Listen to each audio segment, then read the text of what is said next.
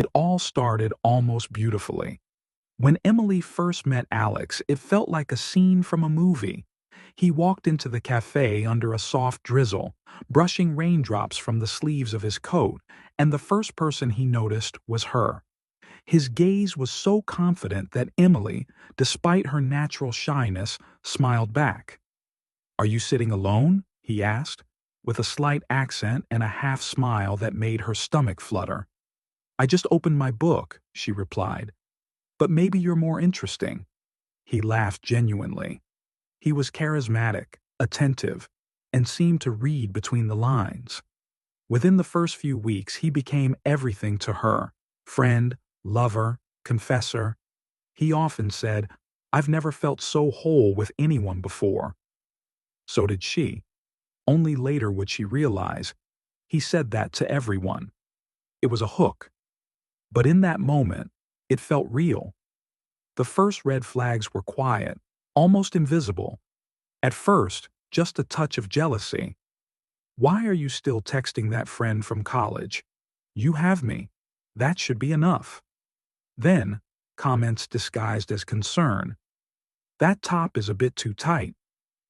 I just worry people might get the wrong idea about you." He didn't yell. He didn't hit. His weapon was subtler: suggestion. He planted seeds of doubt in her mind until she began to question even the simplest things. She no longer knew what she wanted for breakfast. The old Emily loved pancakes with maple syrup. The new Emily picked whatever Alex liked. Even if it was just black coffee, no sugar, she swallowed the bitterness. With time, he controlled everything: who she saw, where she worked, how she dressed, what she posted on Instagram. If she did anything without his approval, he withdrew. No scenes. He just vanished. And that was scarier.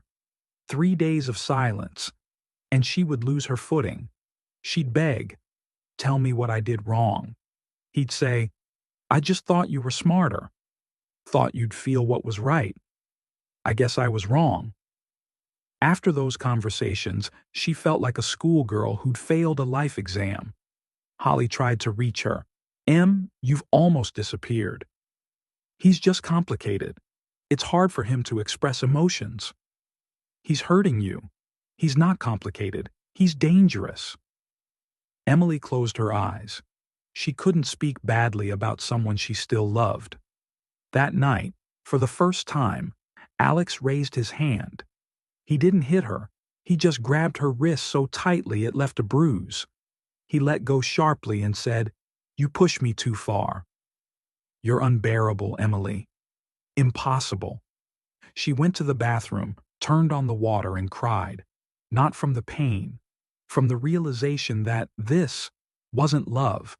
That night she fell asleep in the hallway, on the floor, away from him, closer to herself. She left early in the morning, no goodbyes. She took only her passport, a notebook, and her paintbrushes. Her notebook had no words, just black smudges and red strokes. Pain isn't always something you can describe. Sometimes it has to be painted over. She went to Holly. Holly didn't ask a single question. She just hugged her. "Welcome back, Em." Emily started journaling. Every morning, a letter to herself. In the first one, she wrote, "You're not to blame. You lived the best way you knew how. You loved the best way you could. And now, you're learning another way." She made a habit of recording the things that made her feel alive, the things that made her, her. 2000s music. That smile when the sun slips through the curtains. Coffee with vanilla. The sound of a paintbrush on canvas when water and pigment leave their trail. 2 months later, Alex texted, "I miss you. Let's just have dinner." Like old times. And Emily felt her heart race. The old fear. That familiar, "What if he's changed?" But now, she had an anchor inside her. She replied with just 3 words. "I choose myself." And for the first time, she felt free. She started attending a support group for women recovering from abuse. At first, she just listened. Then, she told her story. Eventually, she began helping others. One day, a woman wrote in the chat, "I'm scared. I think he's breaking me, but I'm not sure." Emily replied, "If you're asking that question, it means deep down, you already know the truth, and you're not alone." A year has passed. Emily no longer searches for herself in the mirror. She sees herself. She's not broken. She's reforged, tempered. On the wall of her studio hangs a painting. A woman in dark water, arms raised to the sky.